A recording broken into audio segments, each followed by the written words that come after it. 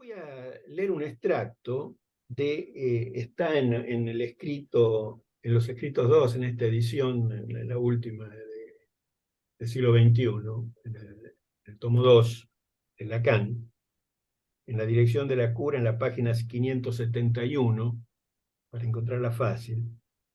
Leo el fragmento que me interesa, del que me interesa sacar algunas cosas. Freud empieza por introducir al paciente a una primera ubicación de su posición en lo real.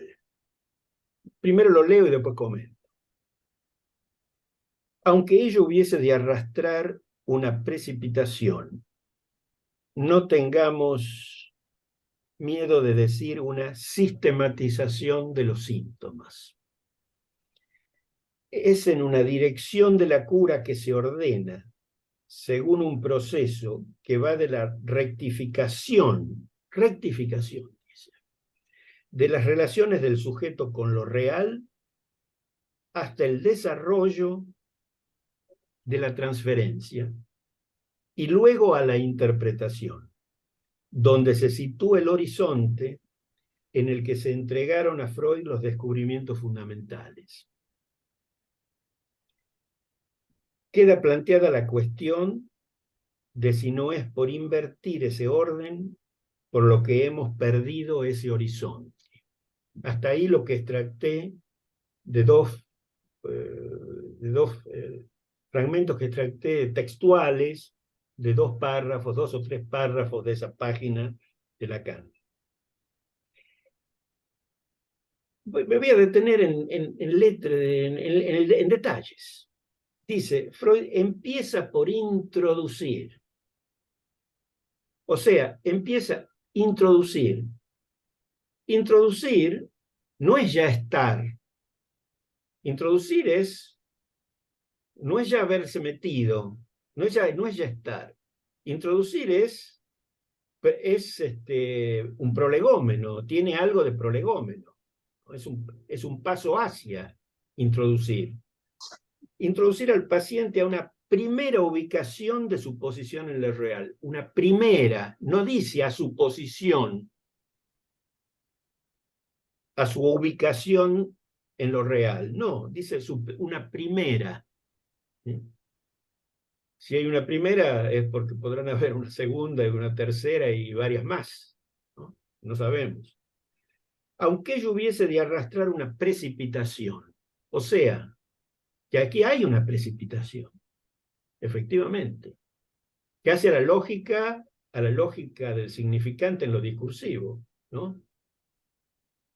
Instante de ver, tiempo para comprender, momento de concluir. En el momento de concluir hay un elemento de precipitación, no calculado en el momento, no calculable conscientemente, para decirlo rápido, ¿no? En el momento de concluir. Hay una precipitación, ¿no? Hay una precipitación después, ya derivando un poco más, en la interpretación. En la interpretación siempre hay un elemento de precipitación. También hay un elemento de cálculo, en la interpretación psicoanalítica, digo, ¿no? En el consultorio, ¿no? Por supuesto que uno reflexiona, piensa, claro que piensa. Y hay comprensión, claro que hay comprensión, ¿sí? Pero la interpretación en sí misma, después de todo ese trabajo de elaboración psicoanalítica de lo escuchado, digamos, tiene un elemento de precipitación, que no es que está regido inconscientemente, no es, bueno, ahí hay una problemática a tener en cuenta. No tengamos miedo de decir una sistematización de los síntomas, ¿no? Los síntomas, sistematizan, o sea, ¿qué es una sistematización? Yo diría, no me quiero extender pero lo que me lleva a pensar, esta primera versión del síntoma, esto que supone un acuerdo, una coincidencia entre lo que ve el analista y lo que ve el paciente de sí. Si uno no reconoce el síntoma, esta forma primera del síntoma, es el síntoma casi en la forma en que lo describe la medicina vulgarmente, ¿no? Que es lo que el paciente dice que le duele, no lo que uno. Entonces, la primera, esta primera expresión del síntoma es lo que le duele al paciente, que yo si no reconozco lo que le duele al paciente, quedo descolgado de su superficie psíquica y la operación, eso lo tengo que entender, que no es para que me quede con él, pero eso ha de tener su lugar. Dice, entonces, es lo que, bueno, sistematización, y sigue así el texto, es en una dirección de la cura que se ordena, según un proceso que va de la rectificación de las relaciones del sujeto con lo real. Rectificación de las relaciones del sujeto con lo real. ¿De qué se trata? De lo que se trata es, digamos, de implicar al sujeto, se trata de las relaciones, se trata, a ver, de las implicaciones del sujeto en lo que le sucede. Sin lo cual, todos sabemos, no hay análisis, no hay posibilidad de avanzar. O sea, da un lugar, hay aquí una rectificación, una corrección. ¿Pero en qué sentido? No en corregir las ideas que tiene el paciente acerca de sí, del mundo, de que hay que hacer esto, hay que hacer lo otro. No, no, no. De su implicación respecto de lo que le sucede. Que bueno, hay algo, esta rectificación corresponde, y hago salto a eso, es precisamente la tarea para Lacan en las entrevistas preliminares. Esa es la función de las entrevistas preliminares. Es una de las funciones, no son muchas, son muy precisas, ¿no? En las entrevistas preliminares. Ver si el sujeto toma la responsabilidad de hablar para ocuparse de qué. ¿Para ocuparse de qué? De lo que Lacan llama su causalidad psíquica. La referencia, al decirlo, la estoy haciendo, ¿no? Acerca de la causalidad psíquica. Texto insolayable, digamos, para leerlo en coordinación con la cuestión de las entrevistas preliminares. ¿Por qué me refiero? ¿Por qué en esta ensalada que estoy haciendo quise referirme a las entrevistas preliminares? Porque yo me hago una pregunta, no sé si alguien a veces se la hace, ¿no? ¿Por qué llamamos? A ver, uno entiende por qué Lacan llamaba entrevistas preliminares a ese primer paso, digamos, en la atención de alguien. No sabemos más que es alguien de inicio, que hay alguien ahí. A veces no nos damos cuenta que hay alguien ahí, pero bueno, hay alguien. Entrevistas preliminares, yo me pregunto, hoy en el contexto actual,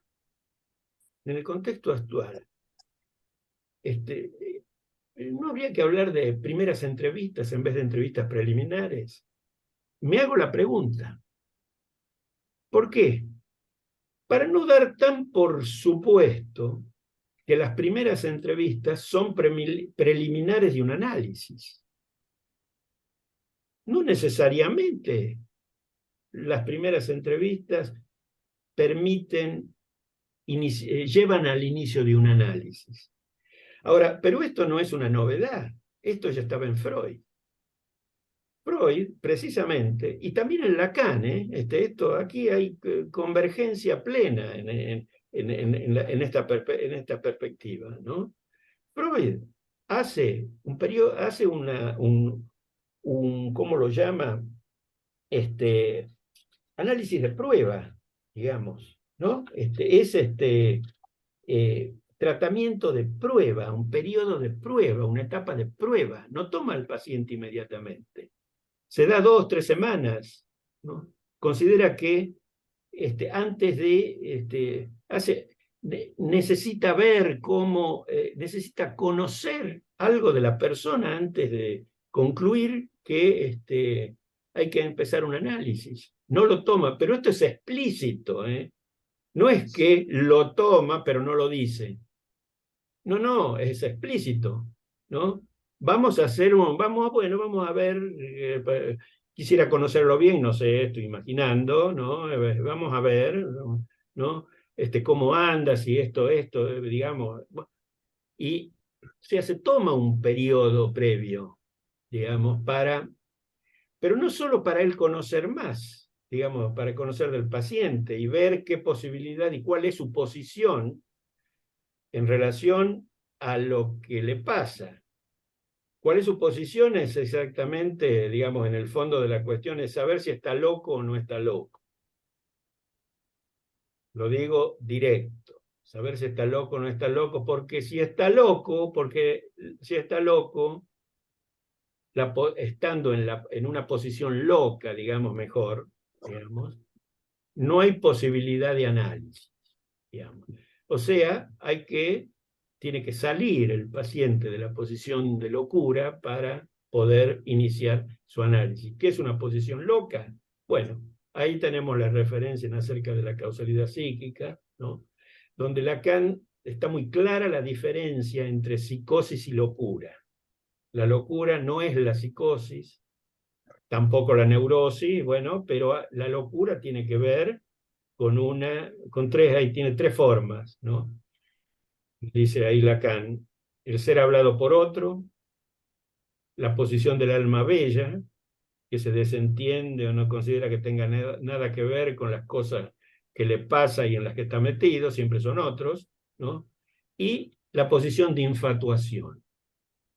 La infatuación, que no es solo la identificación masiva con el rey de Francia, digamos, o el rey de la Patagonia, como quieran, o el rey, no digamos el rey de la Patagonia, porque prefiero no decir eso, podríamos decir otras cosas mejores, pero identificado con, no solo con el que está arriba, sino con el que está abajo.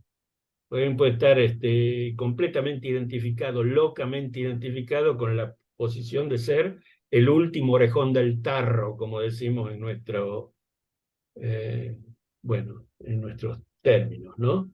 Igualmente son posiciones locas que no permiten el análisis porque el análisis supone la posibilidad de hacerse preguntas y ahí la posibilidad de hacerse preguntas está reemplazada siempre por respuestas. Las respuestas anticipan la pregunta, las certezas tienen, las certezas ocupan el lugar este, de la pregunta, ¿no? O sea que esta distinción psicosis-locura es una distinción importante en esta cuestión para la, el inicio, que es para tener distinción importante, que no es que nos deja en una posición pasiva, sino que nos centra en el problema de ver si es posible que el sujeto haga un movimiento, llegue a tomar una decisión en el sentido de analizarse, digamos, de involucrarse en lo que le pasa, dando lugar, bueno, a cosas. Miren, en el final de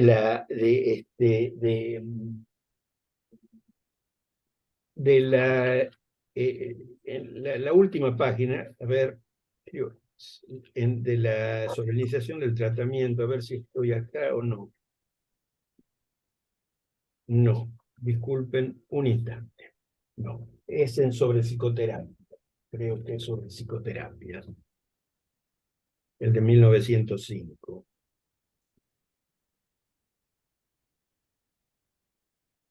Pero, a ver, no.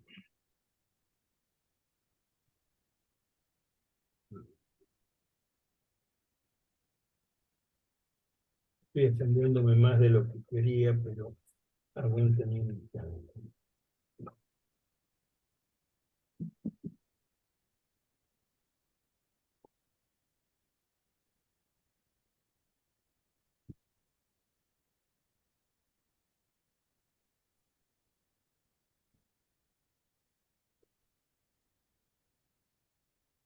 Sí, al final de sobre la iniciación del tratamiento, 143, 144, aquí lo encontré, ¿sí? Aquí está.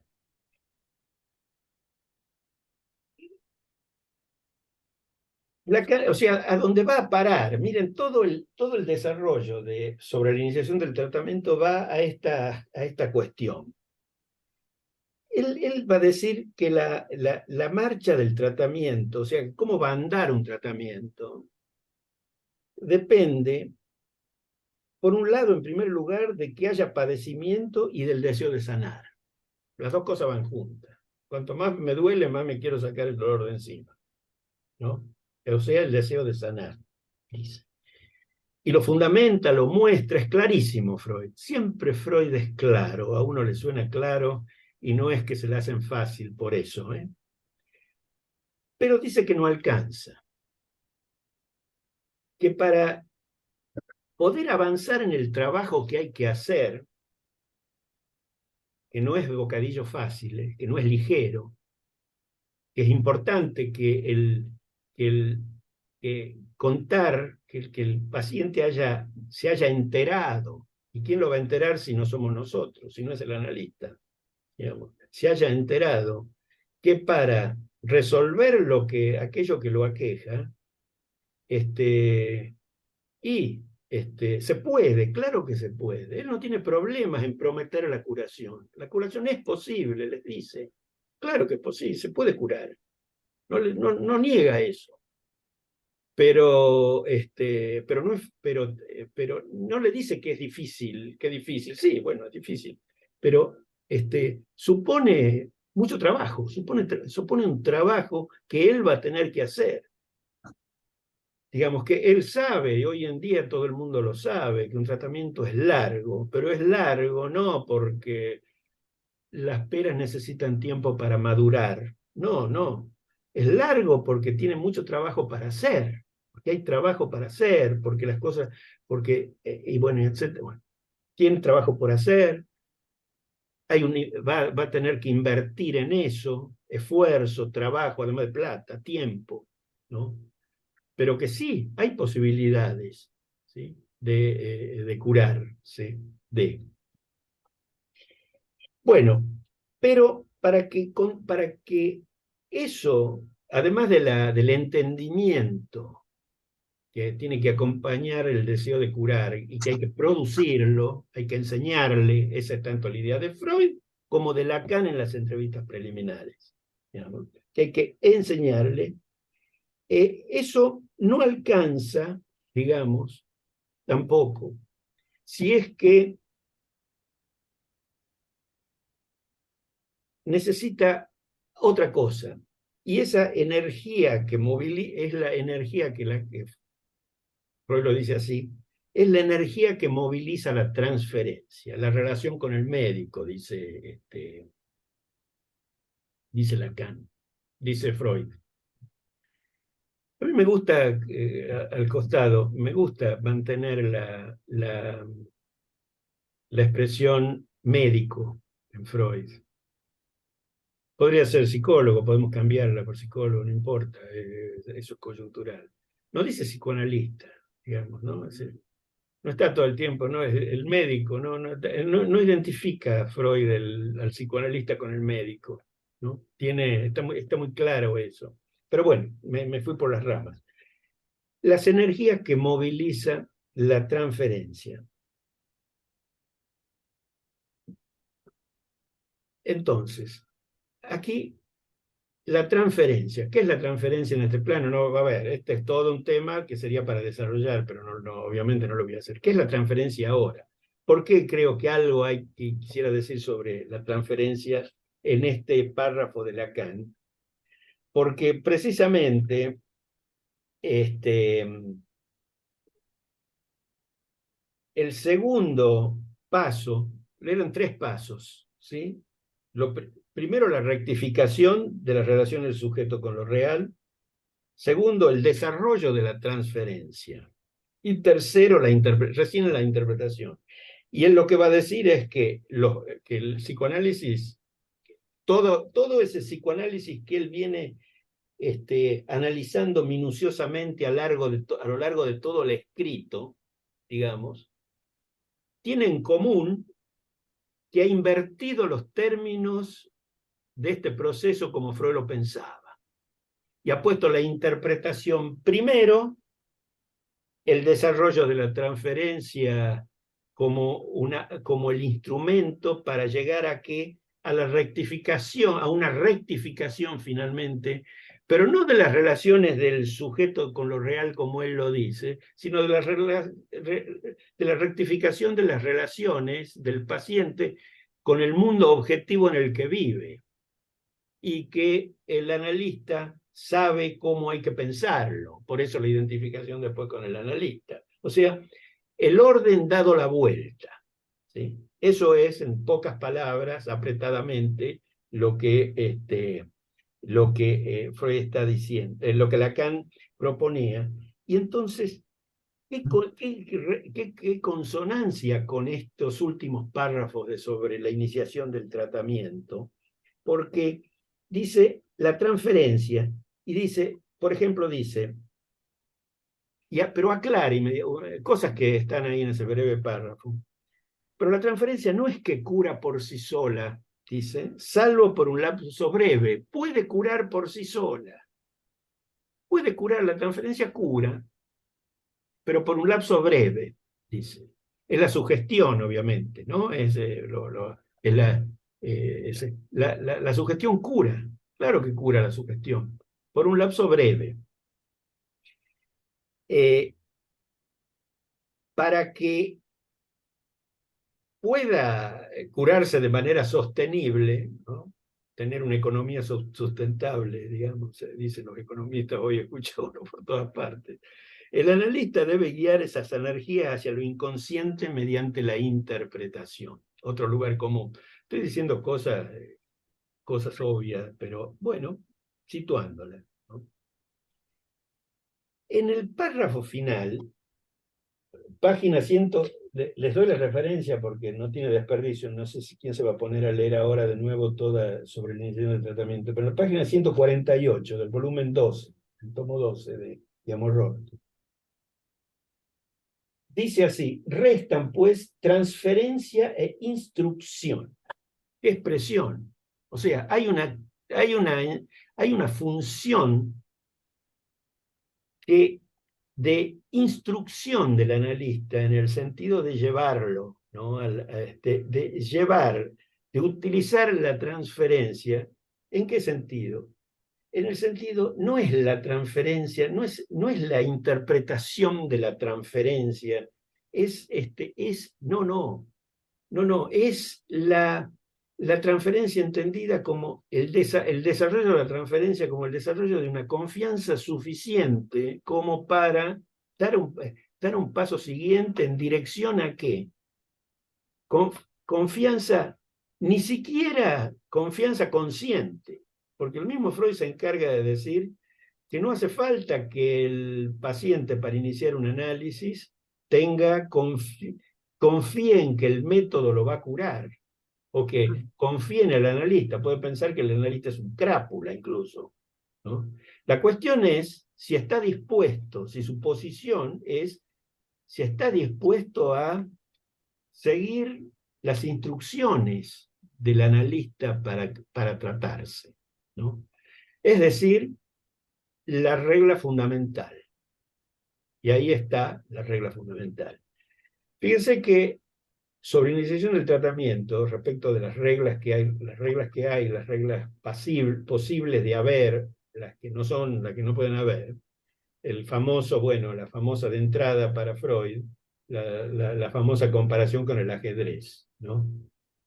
Que sí podemos tener muy bien reglado y muy bien sabidas cómo son las aperturas y cómo son los finales. Eso sí le podemos dar todo. Pero En el interregnio son otras las cosas.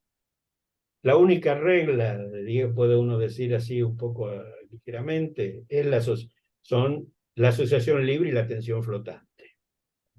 Tampoco me voy a detener mucho en esas dos cosas, pero que como regla, a mí siempre se me ocurre la regla, en el ajedrez sería que uno tiene que haber aprendido a que mover un peón puede tener tanta o más importancia que un enroque o que mover la reina, digamos. No es realmente, aparentemente, una pavadita, como ser simplemente el movimiento de un peón entre un montón de otros movimientos, ¿no? Eso puede ser estratégicamente decisivo, ¿no? Mucho más que por ahí algo que suena más rimbombante como un enroque o un movimiento que pueda parecer de otra importancia. Pero bueno, esta función y de la atención flotante, que es un equivalente en el sentido de que la atención flotante, que precisamente, ¿qué es lo que, una forma de decir qué es lo que dice, qué es lo que nos dice? Y que en lo que apreciamos, digamos, no se trata de qué es lo que elegimos, sino más bien de qué es lo que elegimos afirmar, sino más bien del no descartar, no en el sentido de la afirmación, sino en el sentido del no descartar, en el sentido de no dejar nada de lado como posibilidad de orientación hacia, bueno, ya me estoy extendiendo mucho, son un montón de cosas. Yo preferiría, no sé, parar yo, que conversemos un poco. Lamento que no haberme extendido tanto y abriendo tal vez demasiadas cosas, porque el propósito mío, en algún otro momento por ahí podemos retomar cosas o ver, eh,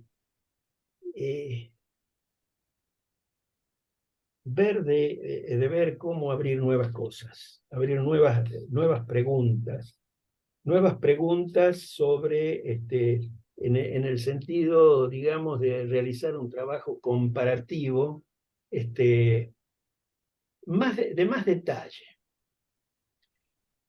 que es más humilde, en el sentido de incluso de entrada más descriptivo de cómo se practica y hacer las preguntas de por qué de esta manera y no de tal otra. Y y poder hacer comparación entre las maneras de describir incluso lo que pasa con las maneras de describir que había en otros momentos respecto de lo que pasa. Digamos. Porque el lenguaje es un muro, estamos atrapados. Y no es para llenarnos la boca con que el lenguaje es un muro y estamos atrapados, sino que es un problema, son problemas que funcionan en lo concreto. Entonces creemos que sabemos lo que quieren decir las palabras y no sabemos lo que quieren decir. Hay cosas que no sabemos. Usamos las palabras sin saber el uso que le damos, porque hay algo en el uso de la palabra que es inconsciente. Entonces ahí estamos atrapados. Entonces estamos obligados al rodeo analítico, porque el psicoanálisis es un rodeo en ese sentido. Bueno, discúlpenme pero tanta cosa. Llego hasta acá. Adelante, conversemos, abramos conversaciones. No sé si las podremos terminar, probablemente no, seguramente no, pero bueno, abramos temas.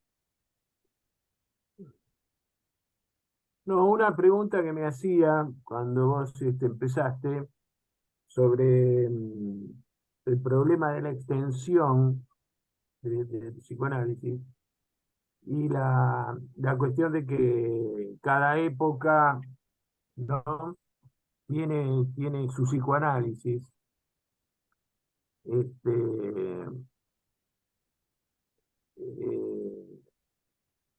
como que una preocupación por la actualidad en el sentido de,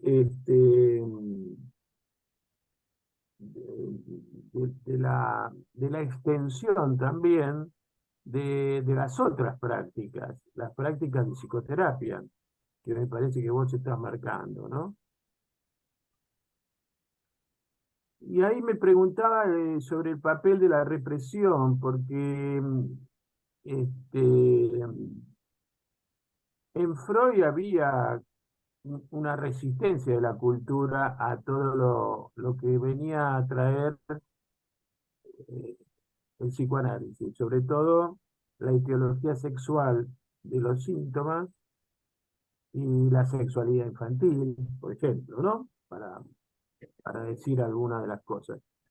Este, entonces, todo eso hoy pareciera que el marketing político social y la psicosis social lo ha asimilado. Todos saben que el psicoanálisis tiene que ver con eso, pero eh, la gente carga con sus síntomas eh, y la demanda al psicoanálisis, eh, yo diría que está reducida.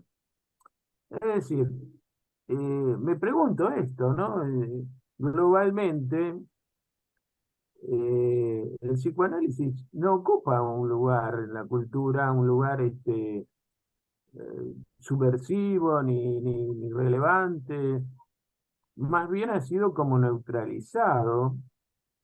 Algunos pacientes que han viajado a Europa, yo no he tenido la posibilidad de viajar, pero me cuentan que en las librerías en general es muy escasa la literatura de psicoanálisis.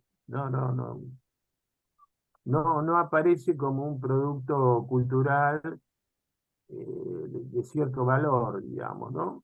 Entonces, ahí me parece reconocer como signos de la época. Este, entonces, ¿dónde van los sujetos afectados de los dolores? O sea, de la angustia. Y van a los psiquiatras, van a la medicación, van a las cuestiones ilusorias y religiosas, si querés, no sé. El asunto es encontrar un alivio a esos dolores sin realizar ningún trabajo largo, dificultoso y que los haga hablar de sí mismos. Es decir, evidentemente está funcionando algún tipo de resistencia, ¿no? A manos de las psicoterapias que, vamos a usar la terminología marketinera, venden ese, ese espacio de felicidad más o menos en breve tiempo, un poco como drogas opiáceas, el mismo Freud habla de malestar en la cultura, ¿no? De toda esa función. Ahí me parece, por ejemplo, una primera cosa que siempre me parece observar es que el psicoanálisis, vos hablabas de estrategia, ¿no? Y de la situación de guerra en aquellos años. Una cosa que me llama la atención es que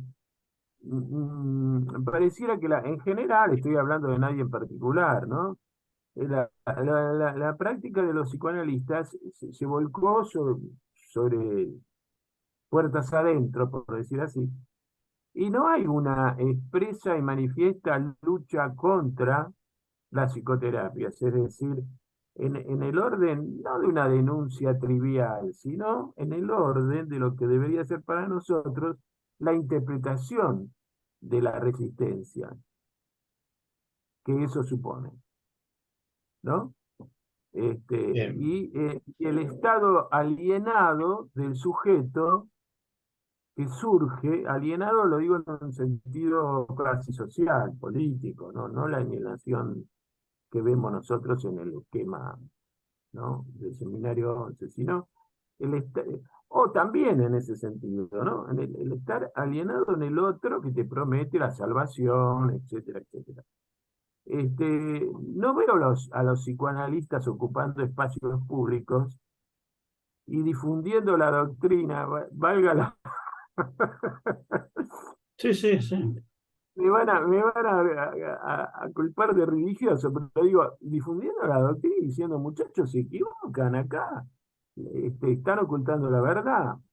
La verdad del deseo inconsciente de cada uno pasa por el psicoanálisis, no pasa por lo neurocognitivo, no pasa por la psicología gestáltica, ni ninguna de esas prácticas, ¿no?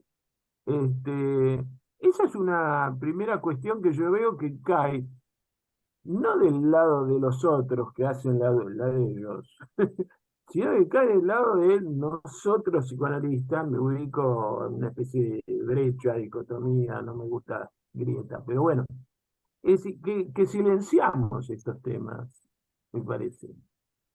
Sí. Al no ser que también nosotros tengamos la misma, infectados de la misma represión internamente, y en muchas escuelas lo que hagamos es también adoctrinamiento. Entonces, vaya, que tú adoctrinas, yo también adoctrino y nadie le va a ir a escupir el asado al otro.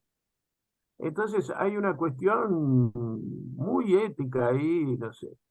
Eso es una primera cosa que me despertaba tu exposición, que me gustó muchísimo y me parece muy completa, muy, digamos, muy rica, con muchas dimensiones para explorar, ¿no?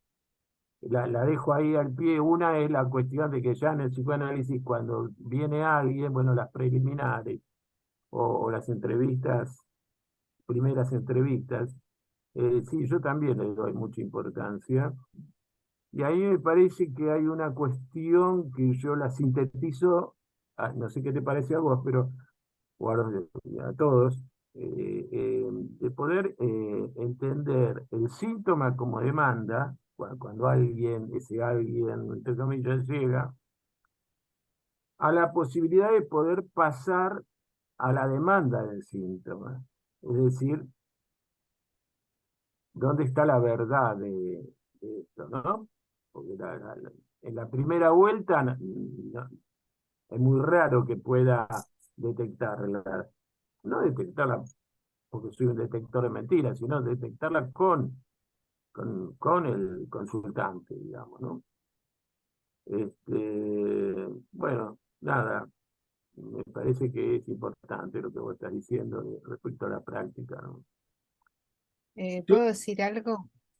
Eh, a mí me pareció interesante la presentación porque cuando comenzaste hablando de psicoanálisis en intención y extensión, uno inevitablemente va a la proposición del 67, ¿no? Entonces, es como el lugar común y de la proposición del 67 que tiene que ser leída a la luz de la situación en el psicoanálisis, que creo que es del 56. Digo, son los lugares comunes que a uno se le arma, podríamos armar, como vos dirías, una segunda temporada para poder agregar estos nuevos episodios. Entonces, creo que tomarlo, entrar por otro lado, cuando son textos donde Lacan no habla de la intención y la extensión, porque en la dirección de la cura no está preocupado por el funcionamiento de una escuela, ¿no? Esto surge en este texto, en el 67, 3 años después de que él es excomulgado de la IPA. Entonces ahí surgen otras preocupaciones de cómo los analistas operan dentro de una escuela, y ahí al menos hay una preocupación que viene de antes.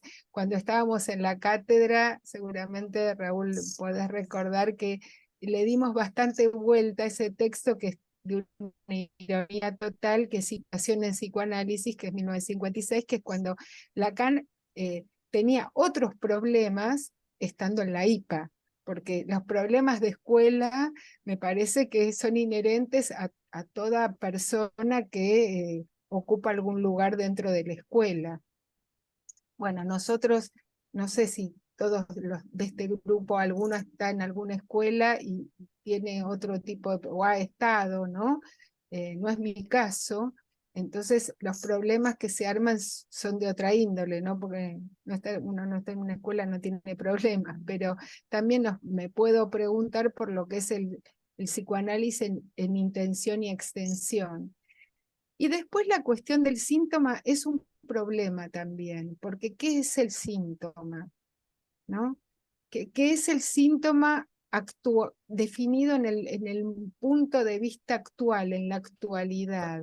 Ya ni siquiera digo en el Lacan de tal época, en el ultimísimo Lacan, como diría Miller, o en los últimos tiempos de Lacan. Me parece que estaría bueno, ¿no? Que era un poco una propuesta que yo había hecho. ¿Por qué no hablamos del síntoma? ¿No? Podemos hacer como una historia del síntoma, si quieren, y poder ubicar qué modalidad de intervención se puede hacer, por ejemplo, pensando el síntoma como una formación del inconsciente, o pensando el síntoma como lo que podemos ubicar, como decía César, un síntoma es en transferencia, un síntoma se tiene que desplegar, si no es lo sintomatológico, si queremos lo llamamos síntoma, pero eso no es síntoma. Entonces, ¿qué es un síntoma en un espacio analítico en la actualidad? Me parece que podría ser una pregunta actual. Sin Atravesados duda, por la virtualidad, atravesados sí, por un contexto cultural como diferente, ¿no? claro. Hasta lejos de los últimos, si quieren, momentos de concluir de Lacan, año 77, fíjense los años que han pasado de eso, y si nosotros podemos darle alguna otra vuelta, bueno, es un Sí, desafío. coincido con todo con lo que dijeron, pero ampliamente con lo que dijeron César y Susana, sí, que los dos. Algo, lo que mencionaste de síntoma, agrego, para agregar, ¿no? En relación a lo que venía planteando, ¿no? Se puede tomar como síntoma, se puede tomar como síntoma, no sé, o mejor hacer la pregunta, ¿no es acaso un síntoma si, que se haya dejado de utilizar o que haya cambiado, o bien, síntoma de qué es que haya cambiado la manera de enunciar o de enseñar la regla fundamental? Más todavía, ¿se enseña la regla fundamental? ¿Cómo se enseña la regla fundamental? ¿Cómo se inician los tratamientos? ¿Se hacen entrevistas preliminares o entrevistas que, digamos, ¿cuándo empieza un tratamiento? ¿Hay periodo de prueba? Ojo, Lacan decía, digamos, él las prefiere largas, pero a las entrevistas preliminares, pero Freud, no hay una contradicción. Freud pensaba que hace una precisión muy interesante desde el comienzo, en el periodo de prueba, se trata de psicoanálisis. Lo que pasa es que no es que interpreta, sino prima una función de instrucción y de enseñar cómo hacerlo, etcétera, etcétera, e ir contribuyendo al desarrollo de la transferencia. Cuando Freud y Lacan ambos coinciden en que la interpretación debe darse cuando está la transferencia, no quiere decir que hay que esperar 10 años, no, es que hace falta una condición básica de que si no hay si no hay un vínculo constituido, digamos, no hay posibilidad de incidir, no hay posibilidad de que haya apertura a la escucha, ¿no? Que haya escucha de lo que el analista va a decir. Y Freud dice que lo que hay que es interesante eso, que lo que hay que hacer, que el analista, cuando está en posición de vida para el paciente, cuando puede decirle cosas que nadie más le puede decir. Si el analista no está en posición de poder decirle al paciente algo que nadie más le puede decir, tiene un problema, no puede decir, no se trata de decir, sino que además tiene que haber sido escuchado. Y para poder ser escuchado tiene que haber un vínculo. Entonces, ¿no? Pongo el énfasis sobre ese aspecto de la transferencia, porque la transferencia es muchas cosas, todo es transferencia, digamos, digamos, transferimos a todos los que tenemos a la vuelta y al mundo cosas de lo inconsciente. Pero bueno, disculpe. Ahí en la dirección de la cura, Lacan al comienzo mismo pone la regla fundamental, ¿no? Así es. O Así sea es. que eso no está planteado y después ese tema lo retoma después también en textos así colaterales pero centrales. Sí, Digo, sí. no, pero me parece que quedan hilos colgando, sino, y que está bueno, digamos, porque si no, me parece que se pueden perder cosas en el punteo. Y yo siempre pienso que la cuestión es ir de pronto al texto. Por ejemplo, dirección de la cura o iniciación del tratamiento, pero más, más paso a paso, ¿no?